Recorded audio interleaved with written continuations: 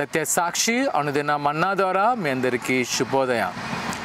నేటి యొక్క వాగ్దానము నహోము గ్రంథము 1వ అధ్యాయం 7వ వచనం.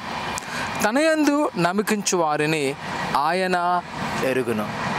ప్రియ సహోదరి సహోదరులారా, ఈ నూతన నెల అనేక సవాళ్ళు, ప్రతికూల పరిస్థితులు మనకుంటూ ఉంటాయి. అయితే ఈ దినాన దేవుని యొక్క వాక్యం చెప్తుంది, తనయందు నమ్మకించు వారిని ఆయన ఎరుగును. ఆయన ఎరిగిన ప్రజలను లేదా ఆయన నమ్మిన ప్రజలను ఆయన విడిచిపెట్టే దేవుడు కాదు.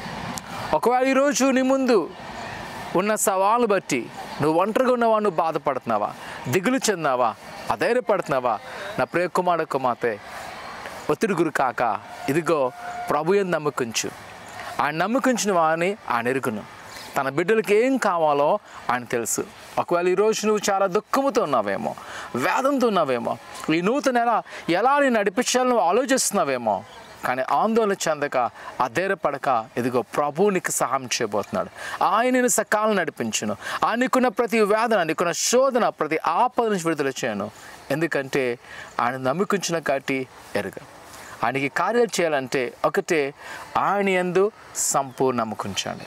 దేని మీద ఆధారపడక, ఏ మనుషులు ఆధారం చేసుకోక ప్రభువునందుండు ఆయనకి సహాయం చేయను కాక. ప్రార్థన చేసుకుందాం. పరిశుద్ధుడా, ఘనమైన దేవానికి కొన్నాళ్ళు అని బిడ్డలేని వారు మీ జ్ఞాపకం చేసుకొని నీ దీవెన, నీ ఆశీర్వదింపండి. వారుకున్న ప్రతి కొదులు తీస్తున్నారు దేవానికి కొన్నాళ్ళు. ఇదిగో వారు ఏదో కోరుకున్నారో ఆ కోరికలు సిద్ధింపచేసి, మరి ముఖ్యంగా ప్రభా నేను నమ్మకిస్తుండగా వారుకున్న బంధకాలు విడుదల చేసి ఈ నూతన నెలలో గొప్ప కార్యాలు చేయమని యేసునామమున అడుగుతున్నాం తండ్రి, ఆమేన్.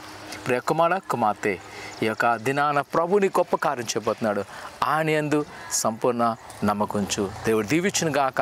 ఆమేన్.